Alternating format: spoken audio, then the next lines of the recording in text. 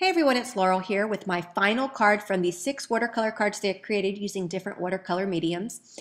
And today is going to be watercoloring with distress inks, and I'll show you how I created the background here. And it's just pretty cool, and it's actually quite easy to do. Here are the 2 original cards that I created using different color distress inks. And I just wanted to show you how I created that. Again, it's very simple to do. I'm going to be using this Hero Art set called Truly Appreciated. And I'm going to use this sentiment here, "You're so special." And I'm going to mount it up top because I'm going to be adding a little bit of twine to the bottom here. So again, you do not have to stamp your sentiment ahead of time if you don't want to. You can create a lot of watercolored panels and just keep them blank by themselves. And then when you decide that you need a card, you can add a sentiment and embellish it up any way that you want. And you'll have something really quick and easy to embellished and personalized to whatever the occasion is. But for me, I knew I needed this card, so I know kind of what my layout's going to be. So I'm going to go ahead and stamp that with some Onyx Black VersaFine ink. And again, because it's a pigment ink, I can go ahead and heat set it with my clear embossing powder and heat set it with my heat gun. And I like to do that when I do watercoloring because it really makes the sentiments pop more. You get that nice shiny background on the lettering because it's a heat embossed image. Those little clips that hold the spoons are cable clips. Got the idea by Jennifer McGuire. I'll link it up on my blog. And I'm going to go ahead and heat set the sentiment panel here. And then we'll be ready to do the watercoloring. So I'm going to be using these 3 color distress inks, Peacock Feathers. I know, surprise, surprise, surprise. I love this color. Spiced Marmalade and Wild Honey. And I'm working off of my Tim Holtz craft mat, and I'm just smushing down the colors of ink onto the craft mat. If you don't have this, you can use anything that's plastic, plastic packaging, a plastic plate. You can use your acrylic blocks, anything that you can wipe clean when you're done. I just love this craft mat. I use it for everything because it's so easy to clean up. So I'm just adding some water to my little petals of distress to create little petals of distress ink, and I'm using a broad paintbrush. And I am basically going to do this the whole time with the different colors. I am just going in and dabbing, dabbing, dabbing the different colors, and I'm going to continue to do this until I get the look that I want. And the more water you add, the lighter the color will be. So now I'm going to go over here and pick up some of these. I think this is the Spiced Marmalade over here. And if you add the peacock feathers and the spice marmalade together, you get this kind of prettyish, greeny kind of look. So there's a lot that you can do. You can make your own custom colors by combining 2 different color distress inks, or 3 or 4 if you really want to go crazy. And just do whatever color palettes that work for you to create this look. But this is basically all that you have to do, is go in, create little watercolor piles with your distress inks and some water, and then just start blotting it down. Now I do want to mention that this technique will only work really well with distress inks because distress inks are formulated to react with water. I'm also working off of some watercolored paper, cardstock, which I highly recommend because you will be applying a lot of water with this technique, and if you use regular cardstock, I don't think the cardstock will hold. I think it will start to pill. So this is just some watercolor paper, and this is actually watercolor paper. I picked up a pad for my son from the scrapbooking aisle at Target, or the kids aisle rather, and I haven't even given it to him yet because I keep using it because it's sitting on my desk. So it holds up pretty well. So I wanted to go in and add more peacock feathers, and I put a lot of ink down. I really wanted that color to stand out, so I did not dilute it too much with water. I love this color. I just can't get enough of it. I was hoping someday I get bored with it, so I'll start doing other colors, but I seem to always go back to peacock feathers. So I'm sorry. I hope you guys don't get too bored seeing it. So I'm going in and dabbing, and then I'm going to let it dry naturally because I think letting it dry naturally, it just looks so pretty. You can also move ink around with your heat gun if you want to, if you have puddles and you want to start moving them around a bit. But I was pretty happy with how it was when I finished up here in just a second. So I just set it off to the side and I let it dry naturally. And I just love the look that this one gave. It's so pretty. And because that image is embossed, it's going to resist all of the distress ink you put down. So when it's dry, I just wiped it off with the wet wipe, and it wiped off any of the ink that might have been there. Sorry, I hit my camera. So now this is some 2mm masking tape. Anything will do, washi tape, anything that you have. And that's just to protect the back of my card because I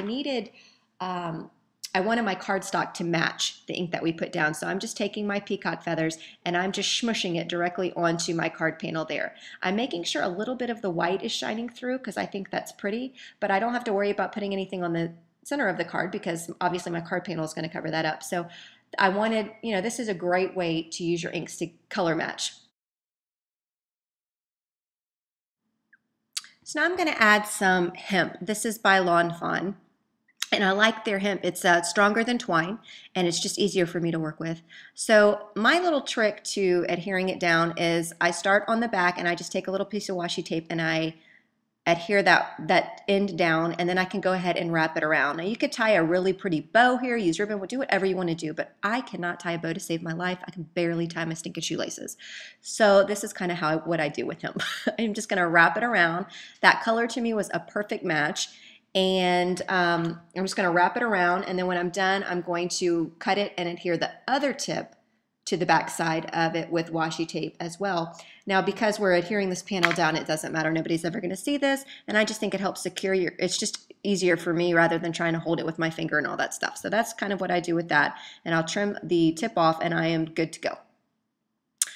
Now I'm going to put a ton of foam adhesive down because we really wet this cardstock. Now it's got twine on it. There's just a lot going on. So it was never going to be able to be adhered flat, especially because of the hemp. So I just, as you can see, I put a ton of that adhesive down. I have that ginormous roll if you've been following my videos here.